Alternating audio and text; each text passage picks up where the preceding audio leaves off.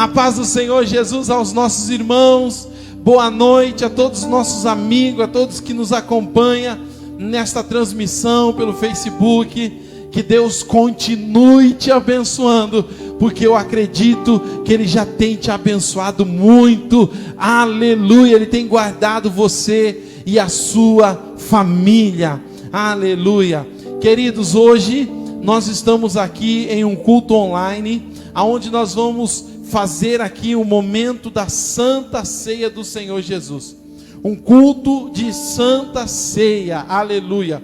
Talvez você não saiba, talvez você não entenda o que é a Santa Ceia, mas eu gostaria de convidar você a permanecer até o final dessa transmissão, e você vai entender, você vai saber o que é a Santa Ceia do Senhor Jesus. Eu gostaria que você, querido, permanecesse firme, não mude, não saia daí, porque Deus, Ele vai falar contigo. Deus tem algo para a tua vida nesta noite. Não foi em vão que você parou aí, não foi em vão que você, aleluia, mudando o teu celular, você parou nessa transmissão, porque Deus tem algo para você nesta noite. Amém, amados?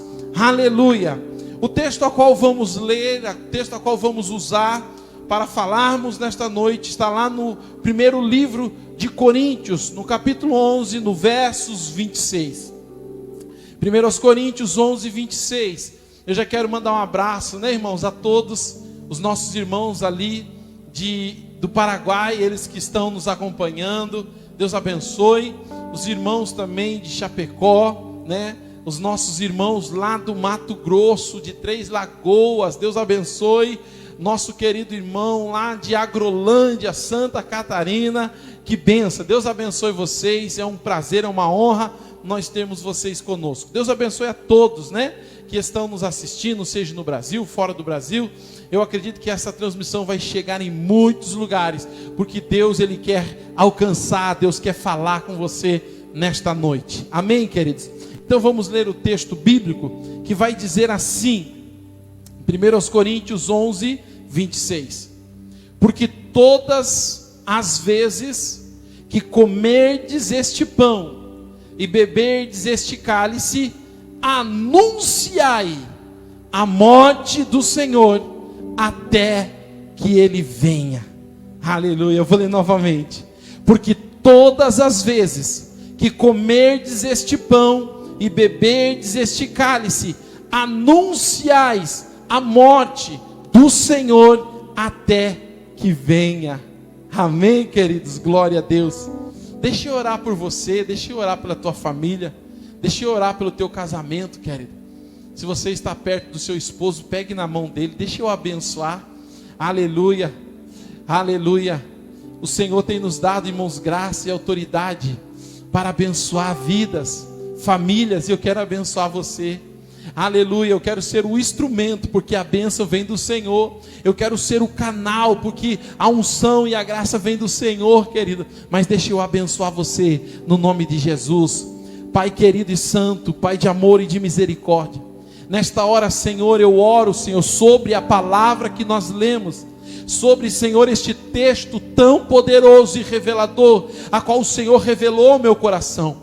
Pai, eu quero abençoar esta família, eu quero declarar sobre esta família que nos assiste, eu quero profetizar dentro deste lar agora, Pai, que a Tua presença, a presença do Teu Espírito Santo está entrando. Eu declaro agora em nome de Jesus Cristo, que se há alguém enfermo, que o poder da palavra traga cura sobre esta pessoa, o poder do nome de Jesus traga cura. Nós declaramos cura, nós declaramos libertação, nós declaramos vida sobre todos que nos assistem agora, pelo poder e autoridade que há no santo e poderoso nome de Jesus Cristo.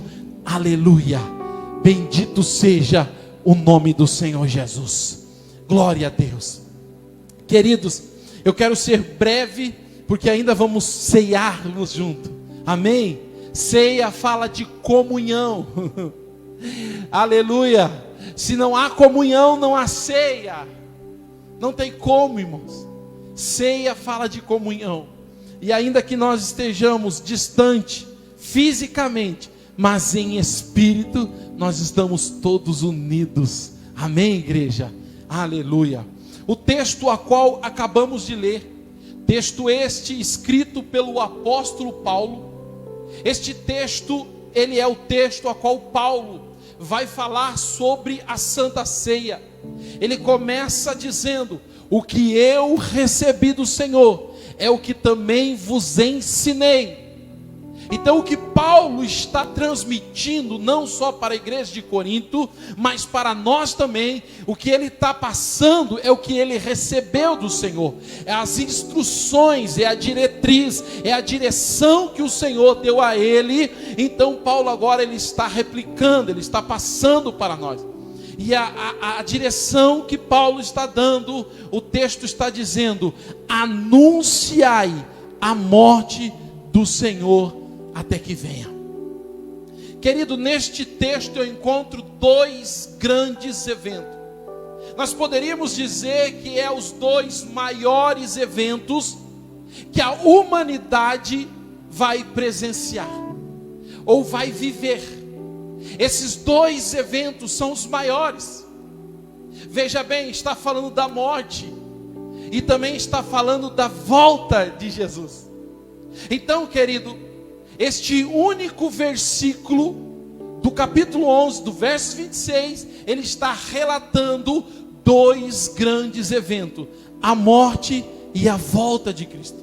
E dentro da morte e da volta de Cristo, nós vamos encontrar um período, um espaço de tempo. Entre a morte e a volta de Cristo, existe um espaço, existe um período de tempo, que nós podemos dizer que é o período da igreja, a era da igreja, ou o tempo da graça. Entre esses dois grandes eventos, existe esse espaço de tempo, a era da igreja. E esta ordem, esta ordenança bíblica, ela é para ser anunciada dentro deste período, após a morte até a volta de Cristo. E a palavra anunciar, ela quer dizer tornar-se público, ou divulgar a notícia. Então a Bíblia ela está dizendo que nós precisamos tornar público a morte e a volta de Cristo. A Bíblia está dizendo que nós devemos divulgar esta notícia tão linda, tão maravilhosa, tão tremenda, mas também tão terrível para muitos, que quando ouvem falar da volta de Jesus, eles se apavoram. Então, querido, quando a Bíblia diz anunciai a morte do Senhor, ela está dizendo: tornem público esta notícia, divulgue esta notícia. E hoje, querido, nesse dia 14 de março, neste domingo, nós estamos aqui tornando público esta notícia. O Brasil pode ver, o mundo pode ver através das redes sociais esta notícia sobre a morte e sobre a volta de Cristo Jesus. Aleluia. Você pode glorificar o nome do Senhor aí no seu lar? Você pode glorificar a Deus aí aonde você está, na sua casa? Aleluia. Querido, eu quero nesta noite falar sobre esses dois eventos. Nós precisamos entender a morte de Cristo para se prepararmos para a vinda de Cristo. Aleluia. Nós precisamos valorizar a morte de Cristo para que a vinda de Cristo tenha sentido. Então, se eu não entendo a morte, a vinda se torna algo fútil para mim. Se eu não valorizo a morte, se eu não respeito, se eu não entendo a morte, então para que serve a vinda? Então nesta noite eu quero que você entenda e que o Espírito de Deus, que qual Jesus disse: eu vou ao Pai, mas enviarei um que convencerá o mundo do pecado e do juízo, que o Espírito Santo possa te ajudar a entender a morte de Cristo, para você se preparar para a vinda de Cristo. Aleluia. A morte de Cristo, irmão, este primeiro evento, este primeiro fato, ela ocorreu na nação de Israel. na região de Jerusalém. Querido, porém, este acontecimento da morte de Cristo, ele começou dentro da cidade de Jerusalém. O julgamento de Cristo, o sofrimento de Cristo, começou dentro da cidade. Porém, a morte não foi dentro da cidade. A morte foi fora da cidade. Tiraram Cristo, fizeram com que Cristo levasse a cruz em seu ombro até o monte Gólgota, ou o monte da caveira. Fizeram ele sair da cidade. Mas este ato de tirar Cristo, de Cristo sair da cidade, ele tem um sentido, ele tem um significado, não foi em vão. Porque quando Cristo está saindo da cidade, quando Cristo vai para fora dos muros de Jerusalém, ali estava acontecendo um ato profético. Ato esse que está no Evangelho de João, capítulo 1, no versos 11 e no versos 12, aonde a Bíblia vai dizer: ele veio para o que era seu, mas os seus não o receberam. Mas a todos quanto o receberam, deu-lhes o poder de serem feitos filhos de Deus, aos que creem no seu nome. Aleluia! Jesus não morreu na cidade porque ele não estava morrendo só pelos judeus, mas Jesus saiu da cidade como ato profético, dizendo: eu estou morrendo para todos aqueles que em meu nome creem. A morte de Cristo foi para salvar eu e você. A morte de Cristo foi para dar-nos vida. A morte de Cristo não foi em vão. E ele morre fora da cidade, como um ato profético. Por quê? Porque o judeu não creu. O judeu não recebeu a Cristo. Porque os judeus, eles esperavam um remidor. Os judeus esperavam um salvador, o Messias. Eles esperavam o Filho do Deus vivo, como se fosse o rei Davi, um homem poderoso, um homem forte, um homem de guerra, um homem de batalha. E Isaías escreveu no capítulo 53 que ele era homem de dor, homem experimentado no trabalho, que não havia beleza alguma nele para que o desejássemos. Ele era humilde, ele era simples, aleluia. E por isso os judeus não o receberam. Os judeus esperavam alguém que viesse salvar Israel dos romanos, dos gregos, dos inimigos. Mas Cristo não veio para salvar o homem de uma batalha natural, de uma batalha carnal, não. Cristo veio salvar a alma do homem. Cristo veio para salvar o espírito do homem. Cristo não veio, aleluia, só para dar uma bênção natural, uma bênção momentânea, passageira, não. Cristo veio para dar algo eterno para o homem, aleluia. E os judeus não entenderam, eles não compreenderam, porque a referência que eles tinham de um rei era a referência de Davi. Até nos dias de hoje, se você for em Israel, você vai ver eles reverenciando o túmulo de Davi.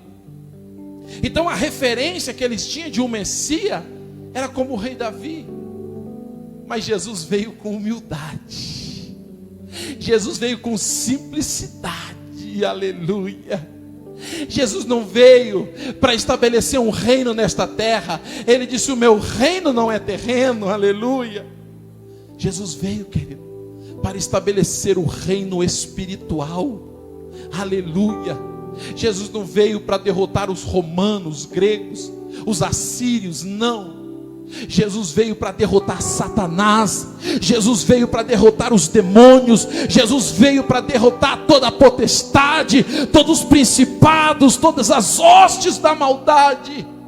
Jesus veio para guerrear no mundo espiritual, aleluia. Mas os judeus não entenderam isso. Por isso que João 1, 11 e 12 diz: veio para o que era seu, mas os seus não o receberam.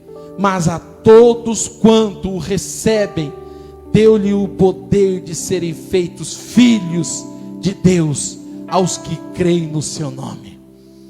Eu poderia estender, eu poderia falar da mulher fenícia, aquela mulher grega, aquela mulher que chegou até Jesus e ele disse: não é certo, não é lícito tirar o pão dos filhos e dar aos cachorrinhos. Por quê? Cachorrinho fala de criatura, não de filho. Algumas pessoas nos dias atuais até chamam: vem com a mamãe, vem com o papai, o filhinho, mas não é criatura. Esta mulher, por ela não ser judia, ela era tida como criatura, porque Jesus veio para os judeus.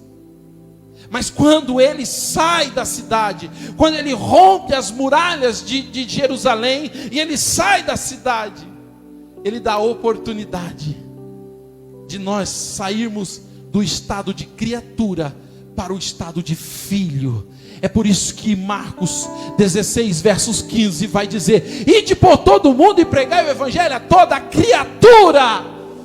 Aqueles que foram criados, mas que quando crê em Jesus, quando aceitam a Jesus como seu único e suficiente Salvador, quando andam no centro da vontade de Cristo, então agora deixam de ser criatura para serem filhos do Deus vivo, do Deus Todo-Poderoso. Jesus, ele veio como o unigênito, único, mas ele se torna agora o primogênito, o maior, o primeiro, porque agora nós somos filhos de Deus.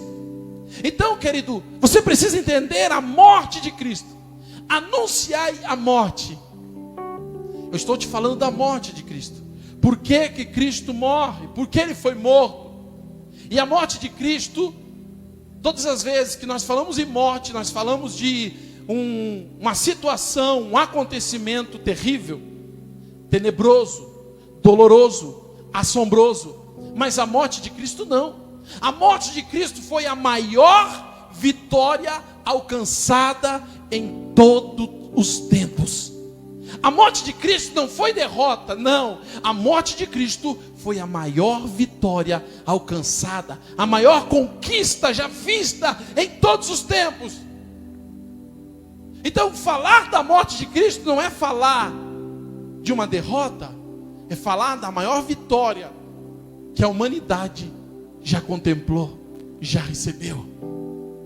Porque na morte de Cristo, a maldição se tornou bênção. Ele se fez maldito para que nós fôssemos benditos. Na morte de Cristo, a doença deu lugar para a cura. Aleluia! Na morte de Cristo, o derrotado se tornou vencedor. Ei, na morte de Cristo, o condenado se tornou salvo, livre, liberto. Então a morte de Cristo não foi um evento de tristeza ou de angústia.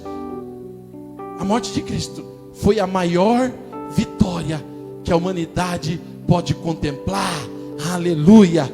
Bendito seja o santo e poderoso nome do Senhor Jesus. Na morte de Cristo, ele venceu Satanás. Ei, Gênesis, a Bíblia vai dizer que em um diálogo entre Deus, Adão, Eva e a serpente, Deus vai olhar para a serpente e vai dizer: serpente, da mulher nascerá um que esmagará a tua cabeça. E essa profecia do El Shaddai Todo-Poderoso, ela se cumpre na cruz do Calvário, quando Cristo, ele olha para o Pai e disse: Pai, está consumado. Aquele momento, a cabeça de Satanás estava sendo esmagada. Naquele momento, a profecia do Todo-Poderoso estava se cumprindo. Aleluia! Toda a honra e a glória seja dada ao nome do Senhor. Na morte de Cristo, ele produziu algo para nós, que está em João 10:10. Ele vai dizer: eu vim para que vós tenham vida e vida em abundância. Na morte de Cristo, Ele gerou para nós vida em abundância. Não é uma vida qualquer, uma vida simples, uma vida medíocre, mediana, não. É uma vida com abundância. É o que Cristo veio proporcionar para nós. É o que Cristo veio trazer para nós. Mas para nós desfrutarmos desta vida em abundância, nós precisamos valorizar a morte de Cristo. Nós precisamos entender a morte de Cristo. Aleluia.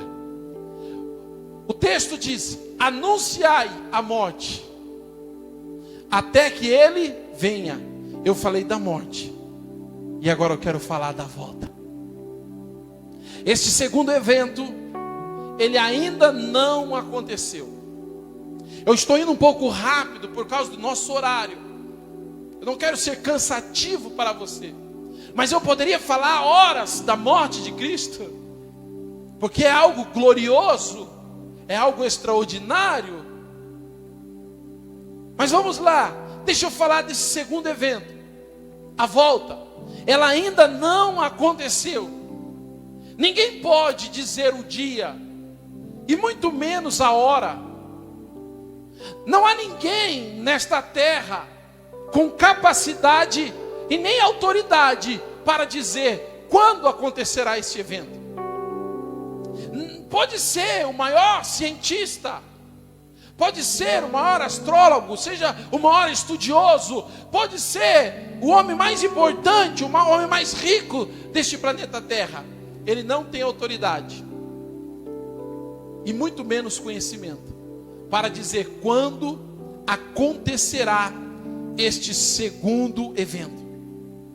Então, como nós não sabemos quando acontecerá este evento, nós precisamos estar preparados para que não venhamos ser pegos de surpresa. Jesus, quando ele estava andando nesta terra antes da sua morte, ele usou muitas parábolas, muitas situações para falar deste evento. Ele falou sobre uma parábola de 10 virgens, que o 10 na Bíblia simboliza uma totalidade. Virgem simboliza uma igreja que ainda não se relacionou intimamente com o seu noivo, está aguardando o dia do casamento. Então, Jesus ele vai usar a parábola das 10 virgens para mostrar que vai haver 2 grupos de pessoas. Um grupo vai estar preparado e outro grupo vai estar desapercebido. Outro grupo vai estar despreparado. E este grupo que vai estar despreparado, infelizmente eles não poderão entrar. Jesus vai usar uma parábola que fala sobre o pai de família. E ele vai dizer: olha, se o pai de família soubesse o dia em que o ladrão ia entrar na sua casa, ele se preparava. Nós não sabemos quando o ladrão vai entrar na nossa casa. Nós não sabemos quando vamos ser visitados pelo ladrão. Ele não está dizendo que Cristo é o ladrão, não. Ele está usando uma comparação, que assim como o pai de família não sabe a hora, não sabe o dia, ele é pego de surpresa, assim também esse segundo evento, chamado arrebatamento da igreja, ele vai acontecer assim, sem com que o homem saiba o dia e a hora. Ele pode ser à noite, ele pode ser de dia, ele pode ser na madrugada, ele pode ser a qualquer momento. Eu não sei te dizer. O que eu sei te dizer é que vai acontecer, porque o próprio Cristo, ele disse: pode passar os céus e também pode passar a terra, mas as minhas palavras jamais passarão. Tudo aquilo que ele disse, ele cumpriu. Ele dizia para os discípulos: olha, eu vou ser morto, é necessário que eu seja morto, mas ao terceiro dia eu vou ressuscitar. E assim foi. ele disse que o templo de Jerusalém não ficaria pedra sobre pedra, mas que seria derribado, e isso aconteceu. Então o que Cristo, que Jesus falou, isso vai acontecer. Então nós precisamos entender a morte, o porquê que ele morreu, para que nós se preparamos para a sua volta. Ele vai voltar, querido.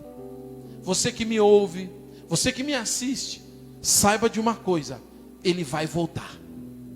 A qualquer momento ele pode voltar.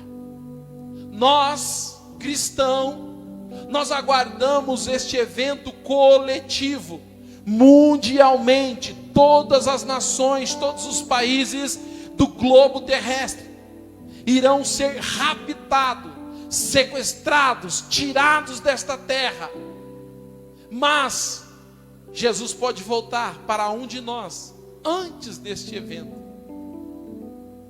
Quantas pessoas, eu me recordo que aqui na nossa cidade de Curitiba, uma pessoa se candidatou para as eleições passadas de vereador. E quando ele se candidatou, acreditando no projeto, no sonho de ser vereador, o Covid veio e levou a vida dele. Então, querido, nós cristãos, nós anunciamos o arrebatamento da igreja, mas Jesus pode voltar a qualquer momento para qualquer um de nós. Então, por isso, precisamos estar preparados, precisamos estar prontos. Jesus também vai usar as seguintes palavras: assim como foi nos dias de Noé, assim também será nos dias da volta de Cristo. O que Jesus estava dizendo? Ele estava dizendo que nos dias de Noé, aqueles homens, eles não acreditavam. Aqueles homens, eles não confiavam naquela palavra. Aqueles homens não davam crédito para aquela palavra. Isaías 53:1 vai dizer: quem deu crédito à nossa pregação? Quem deu crédito ao que falamos? Jesus estava falando que na época de Noé, Noé falava, Noé dizia: ei, vai vir um dilúvio, ei, entre na arca. Mas eles não acreditavam, eles não davam importância. Segundo ponto que eu vejo, quando Jesus disse: assim será como nos dias de Noé, eles casavam-se e davam-se em casamento, comiam e bebiam, compravam e vendiam. A pergunta é: que mal tem em casar-se? Que mal tem em festejar? Que mal tem em comprar, em vender? Sabe qual é o mal, querido? Nós precisamos entender que nós temos um Criador, um Deus Todo-Poderoso, e este Deus, ele precisa estar no controle, no comando da nossa vida. Quando o ser humano, o homem, ele tira este Deus do comando e ele toma o comando para si. Quando o homem, ele toma o controle para si, e ele por si só quer governar a sua vida, ele por si só quer tomar os seus caminhos, então sabe o que acontece? Este homem, diz a Bíblia, que ele agora é entregue aos seus próprios desejos, às suas próprias concupiscências. A Bíblia vai dizer que este homem agora, ele é entregue por si só. Ou seja, ele tirou o Criador do controle da sua vida, e ele agora, ele está por si só. E quando o homem está por si só, ele perde, em primeiro lugar, o propósito de Deus na vida dele. Ele sai do propósito, ele perde o propósito. E em segundo lugar, ele perde os valores que o Criador depositou na vida dele, que o Criador instruiu ele. Então ele perde os propósitos e os valores, e ele agora está por si só. E tudo que este homem, tudo que este ser humano faz é pecado. É pecado. Porque a Bíblia vai dizer: quer comais, quer bebais, quer o que seja que faça, faça para a glória do Senhor. faça para a glória do Senhor. Então, quando eu deixo de fazer algo para a glória do Senhor, se torna pecado. Pecado.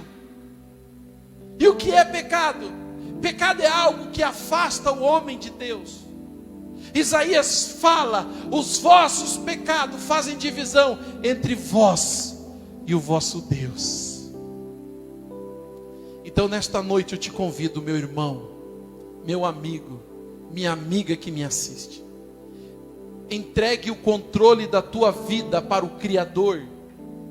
Entregue a tua vida. O apóstolo Paulo, ele citou em uma de suas cartas, dizendo: não vivo mais eu, mas agora Cristo vive em mim. Ou seja, não ando mais segundo a minha vontade, mas agora eu ando segundo a vontade do meu Criador. Nunca se viu, nunca, tanta sensualidade, mulheres mostrando seu corpo, mulheres colocando o seu corpo à exposição, como se fosse um objeto, uma mercadoria. Por que disso?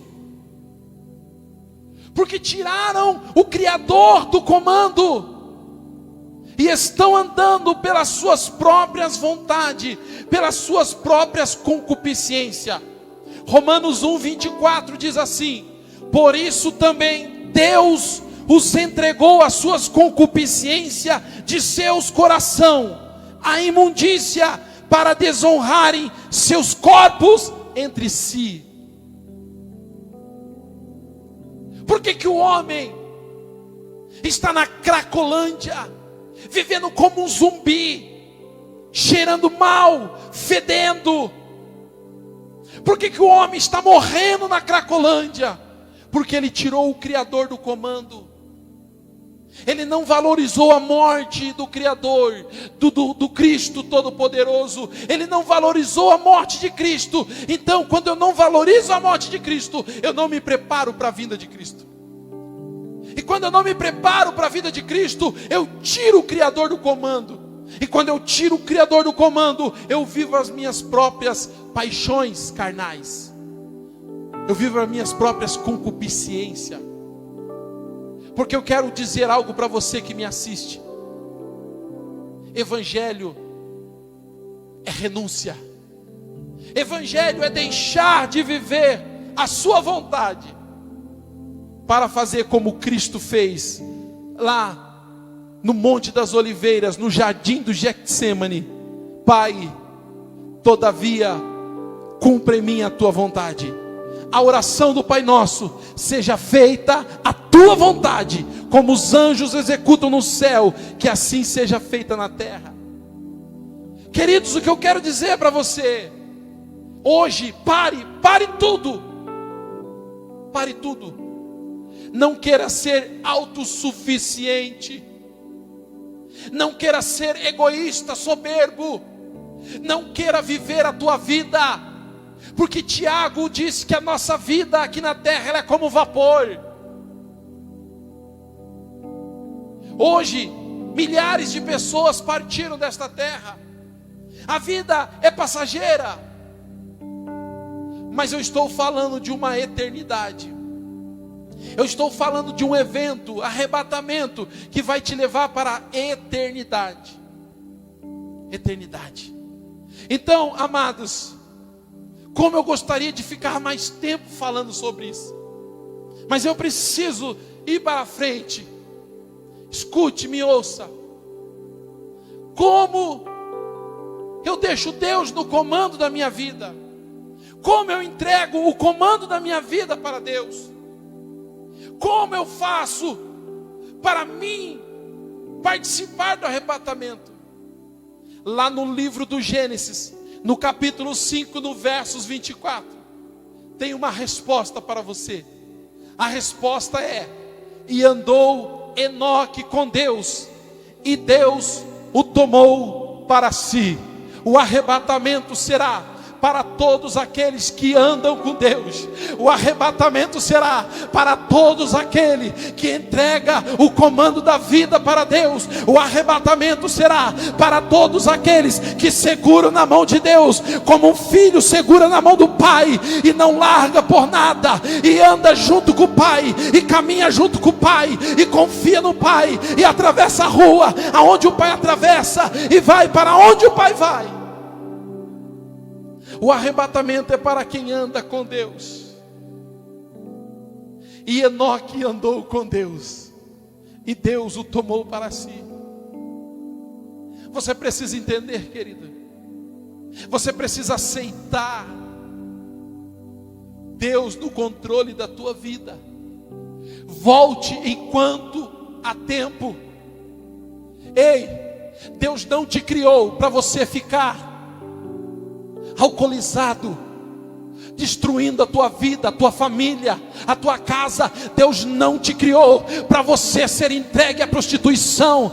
Deus não te criou para você viver nas biqueiras, se viciando, se drogando, destruindo o seu corpo.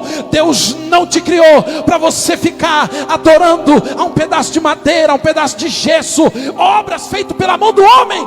Deus te criou, querido, com o propósito de você se relacionar com o Pai. Este é o propósito de Deus: andar com você, se relacionar com você. E Jesus, quando ele veio à terra, ele tinha esse objetivo de nos mostrar que é possível se relacionar com Deus. Ele entrava na casa dos pecadores, e os religiosos diziam: como pode ele se dizendo filho de Deus se assentar com os pecadores? Ali Jesus estava dizendo: eu vim para todos, eu vim para me relacionar com todos. Deus não te criou, querido, para você destruir a tua família. Esta família que Deus te deu é para você cuidar dela, é para você amar ela, é para você preservar ela. Deus não te criou para você ser autossuficiente. Não faça como o filho pródigo, bater no peito e dizer: eu vou viver a minha vida, Pai, me dá o que me pertence, estou indo. Não faça isso, porque Salomão escreveu dizendo que há caminhos que para o homem parecem ser caminhos bons, mas que no final são caminhos de morte. O mesmo caminho que o filho pródigo fez, ele precisou retornar, porque ele caiu em si e viu que ele não podia viver longe do Pai. O Pai não te quer longe dele, querido. O Pai te quer próximo dele. Entrega agora a tua vida. Se você quiser, entrega agora aí. Entrega, diga: Pai, eu entrego o controle da minha vida a Ti. Eu entrego o controle da minha família a Ti. Eu entrego. Porque se você, querido, tirar o Pai do controle, o propósito vai ser perdido, e os valores também. E por isso nós vemos tanta maldade, porque se perdeu os valores. Não há mais respeito, porque se perdeu os valores. Então nesta noite eu te digo, nesta noite eu anuncio, nesta noite eu torno público a morte e a volta de Cristo para você. 1 Coríntios 11, 10, 31 diz assim, ó: portanto, quer comais, quer bebais, ou façais outras coisas, fazei tudo para a glória de Deus. Eu te pergunto agora, não responda para ninguém, responda para você mesmo.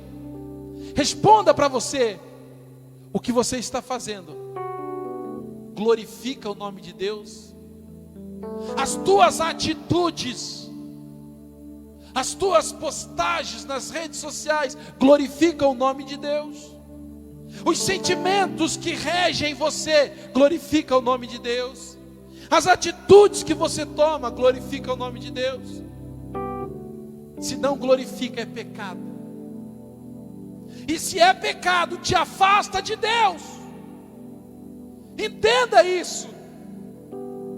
Xerebanagashow de cantaramanaia.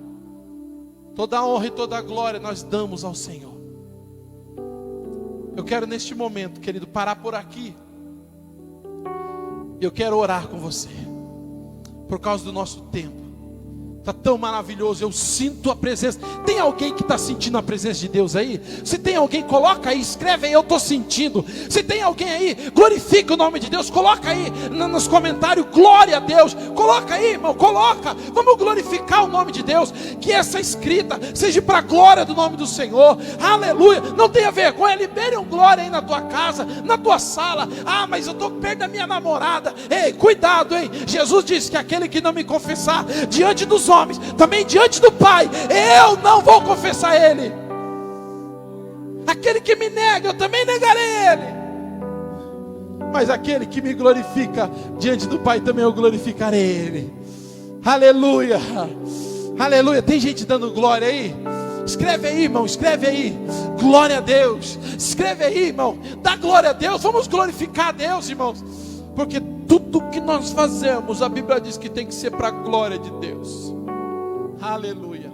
Até o teu filho, quando você está tendo a tua intimidade com a tua esposa, e o teu filho está sendo gerado, o teu filho é para a glória de Deus. Não é para você murmurar, não é para você amaldiçoar, não é para você reclamar, não. O teu filho é para a glória de Deus.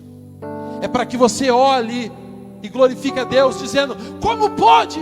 Da onde veio? Como se formou? Como nasceu? Como surgiu? É para a glória de Deus. É para a glória de Deus. Amém, querido? Se você quer hoje reconciliar, se você quer hoje entregar a tua vida, eu oro por você.